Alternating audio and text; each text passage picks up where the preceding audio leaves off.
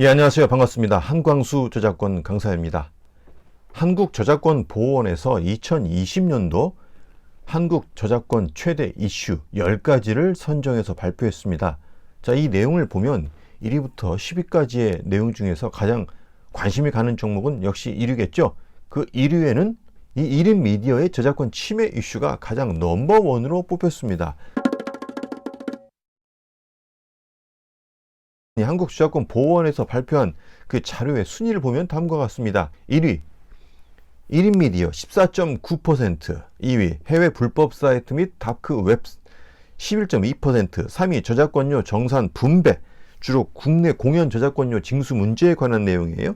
그리고 4위 인공지능 창작물의 보호, 5위 빅데이터 저작권 면책, 6위 유튜브, OTT 및 ITV 등 온라인 동영상 서비스, 7위 실감형 콘텐츠, 8위 해외 현지에서의 한류 저작권 침해, 9위 SNS상 저작물 공유, 10위 신EU 저작권 규정. 이렇게 10가지를 뽑았습니다. 이것은 저작권 전문가들이 뽑은 내용인데요. 지금 이 영상을 보시는 분들 중 대부분이 아마 1인 미디어, 1인 크리에이터로서 유튜브 활동에 관심이 많고 현재 활동하는 분들이 많을 것 같습니다. 지금 여러분들이 타인의 저작물을 이용한다고 했을 때 우리 한국저작권보호원에서 봤을 때는 여러분들이 저작권 침해를 할 수 있는 대상 중에 한 명일 수도 있겠다라는 생각이 들지 않습니까?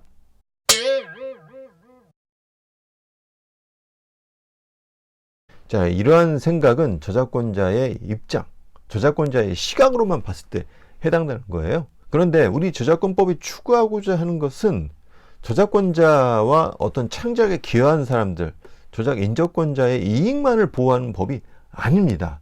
이들이 만들어낸, 창작해낸 다양한 창작물들을 바탕으로 해서 새로운 문화가 연속적으로 갈 수 있도록 큰 그림을 그리는 게 우리 저작권법의 목적이에요. 따라서 공익과 저작권자의 이익이 충돌할 때는 이러한 법 1조의 최고의 근본 목적을 고려할 수밖에 없습니다.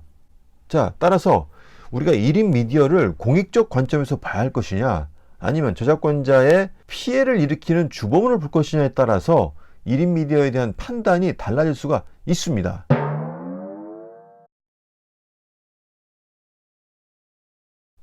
지금 여러분들은 내가 관심 있는 분야를 한번 만들어 보려고 하는데 내가 무슨 타인의 저작권을 침해하느냐라고 굉장히 기분이 나쁠 수도 있어요. 전 세계에 수십억 명이 동시에 어떤 유명 영화를 가지고 리뷰하는데 저작권 침해 요소가 있다고 생각을 해보십시오. 충분히 그 권리자 입장에서는 당연히 문제 제기를 할 수가 있습니다.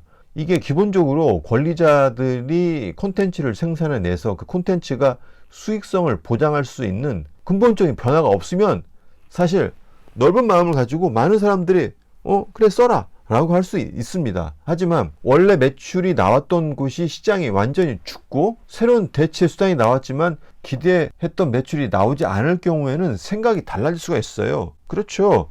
수많은 비용을 들여서 만들었는데 원금 회수는커녕 완전히 적자가 매번 난다고 하면 당연히 이 부분에 대해서는 적극적으로 조치를 취하는 게 맞습니다. 그건 당연한 거 아니겠습니까? 누구든 마찬가지입니다.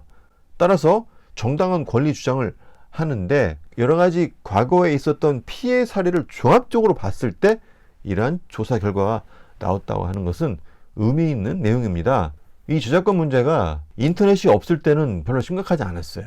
하지만 인터넷에 누군가 최초 한 명이 불법으로 원 저작물을 그대로 업로드해서 사실상의 무한 복제가 가능하다고 할 경우 이론상 인터넷을 이용하는 모든 사람들이 그 특정 사이트에 접속을 하면 전부 다 똑같이 복제할 수가 있습니다. 하지만 각 개인들이 자기들이 그냥 단순히 보고 싶어서 다운로드를 받았는데 이론상 수십억 명이 동시에 받아도 사적 이용을 위한 복제가 되기 때문에 사실상 아무런 책임이 없습니다. 즉 올린 사람 한 사람의 문제일 뿐 다른 사람은 책임이 없어요. 그런데 결과적으로 권리자는 정당한 수익, 매출이 발생하지 않으니 사실상 수익이 없습니다. 골치 아프죠?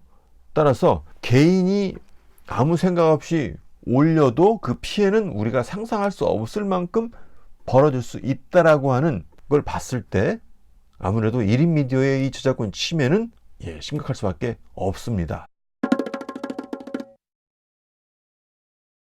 이러한 1인 미디어로 인한 저작권 침해를 막기 위해서는 어떻게 하겠어요?